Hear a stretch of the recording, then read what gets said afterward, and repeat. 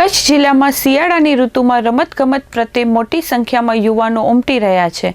ખાસ કરીને શિયાળામાં ક્રિકેટ, ટેનિસ, બેડમિન્ટન સહિતની રમતનો ક્રેઝ રહે છે, ત્યારે તેને સંલગ્ન સાધનોની ખરીદીમાં પણ ઉછાળો આવ્યો છે। છેલ્લા થોડા સમયથી કચ્છ જિલ્લામાં વિવિધ રમતો માટેની સુવિધાઓ ઊભી થતાં તેમજ કોચિંગ ક્લાસ પણ શરૂ થતાં કચ્છ જિલ્લામાં તેને સંલગ્ન રમતગમતના સાધનોના વેચાણમાં ઉછાળો જોવા મળી રહ્યો છે।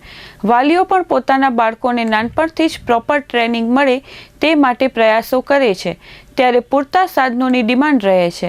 કચ્છ જિલ્લામાં હિરાણી સ્પોર્ટ્સના સંચાલક પ્રવીણભાઈ હિરાણીના જણાવ્યા મુજબ ભુજમાં અને કચ્છમાં વિવિધ રમતો પ્રત્યે યુવાનો અને બાળકોને સારું એવું આકર્ષણ રહે છે, જેના કારણે રમતગમતના સાધનોની વિવિધ વેરાયટીઓ ઉપલબ્ધ રાખવી પડે છે।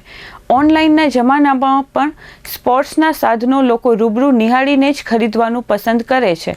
પ્રવીણભાઈ હિરાણીએ ચંચળ ન્યૂઝ સાથે વાત કરી હતી। મારું નામ છે પ્રવીણભાઈ હિરાણી, હિરાણી સ્પોર્ટ્સનો ઓનર। છેલ્લા 36 વર્ષથી આપણે હિરાણી સ્પોર્ટ્સ ચાલુ છે, રનિંગમાં જ છે।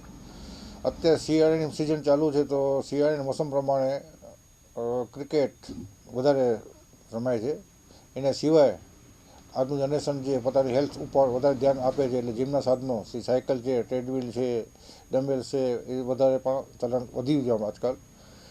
બાકી તો શું છે કે ભાવ વધારાની વાત કરીએ તો દર વખતે કાંક ને કાંક ભાવ વધારો હોય જ। ક્યારે એવું ન હોય કે તમે 6 મહિના પહેલાં માલ લઈ ગયા હો તો 1500નું બેટ લઈ ગયા, આ વખતે 1800 રૂપિયા જોઈએ તો આપણે કસ્ટમર પૂછા કરે કે આમ કેમ થયું, તો દર વખતે ભાવ તો વધારો રનિંગમાં જ રહેતો। દરેક વસ્તુ, કોઈ વસ્તુ એવી નથી ભાવ ઘટ્યો હોય। પબ્લિકમાં જાગૃતતા આવી છે, એટલે સ્પોર્ટ્સની પાછળ વાલીઓ પણ ઇન્ટરેસ્ટ લેતા થયા, એટલે છોકરા પણ ઇન્ટરેસ્ટ લે છે।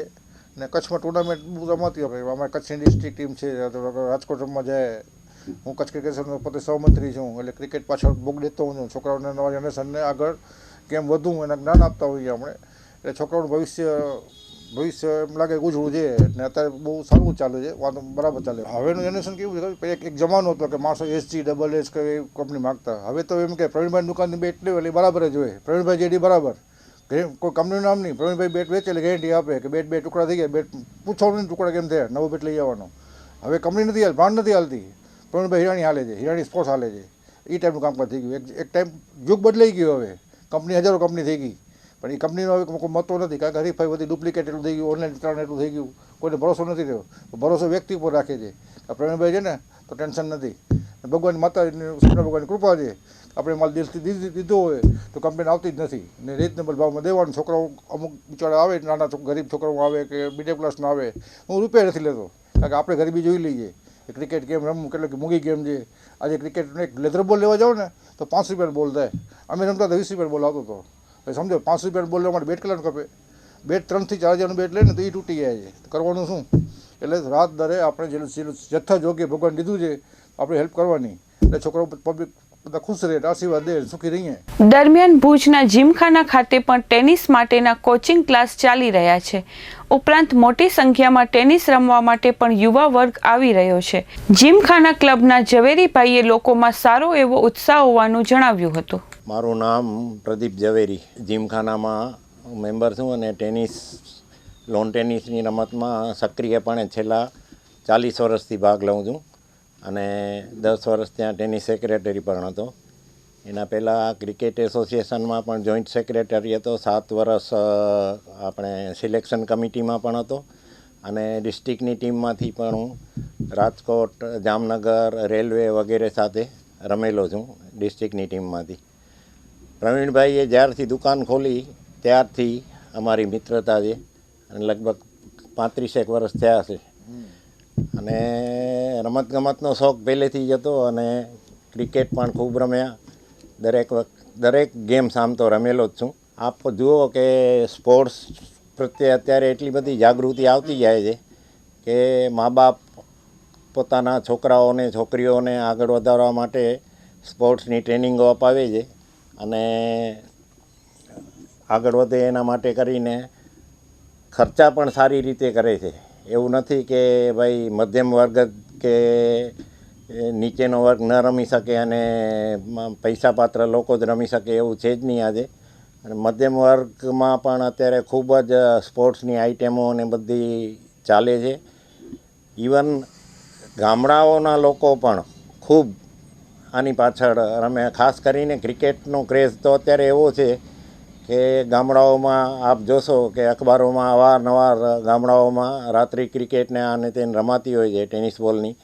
તો એને કારણે ક્રિકેટનો પ્રચાર ને પ્રસાર તો ખૂબ થાય છે.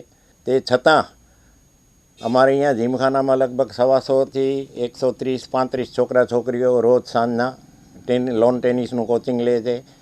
આપને ખ્યાલ હશે કે બેડમિન્ટનના કોચિંગ સેન્ટર ચાલે છે, ક્રિકેટના કોચિંગ સેન્ટર ચાલે છે, ફૂટબોલ, વોલીબોલ, બધી રમતોના જે કોચિંગ ચાલે છે. એનું કારણ એક જ છે કે યંગ જનરેશનમાં અત્યારે સ્પોર્ટ્સ પ્રત્યે ખૂબ જ જાગૃતિ છે.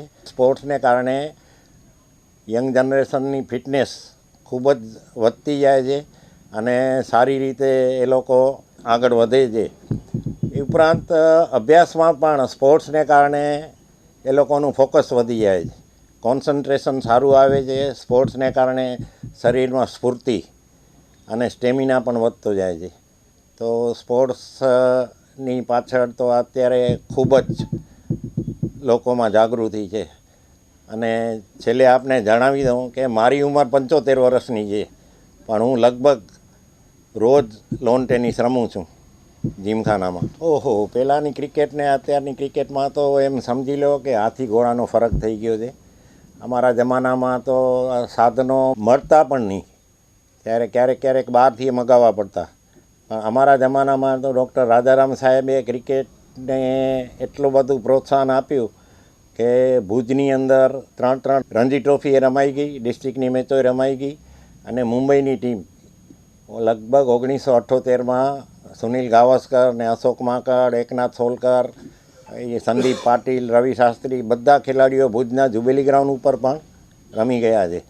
પણ એ જમાનામાં હેલ્મેટ ન હતી, કોઈ એવા સાધનો ન હતા કે તમને દડા વાગે તો તમે કાંઈ એનો કરી શકો. પણ અત્યારે તો દરેક વસ્તુ અવેલેબલ છે. અને આ લોકો આ જમાનામાં આવે એ લોકો તો એકદમ ભય ને ડર વગર જ રમે છે. કારણ કે એ જમાનામાં અમને તો બીક લાગતી ફાસ્ટ બોલરોની કે ભાઈ બોલ વાગી જશે તો ક્યાંક ઈજાઓ થશે. પણ અત્યારે તો ક્રિકેટ હવે આપ પણ જાણો છો કે વર્લ્ડ લેવલે અત્યારે લગભગ મારી ધારણા પ્રમાણે કુલ્લે 75થી 80 દેશની ટીમો નાની મોટી ક્રિકેટ રમે છે. અને આપને હમણાં ખ્યાલ હશે કે પેલી આપણે 2020માં 20 ટીમો, એમાં આયર્લેન્ડ ને નેધરલેન્ડ ને ઓમાન ને નેપાળ ને એવી ટીમો પણ રમવા માંડી ગઈ છે. એટલે ઇન્ટરનેશનલ ક્રિકેટ કંટ્રોલ બોર્ડ ક્રિકેટને ખૂબ જ પ્રોત્સાહન આપે છે.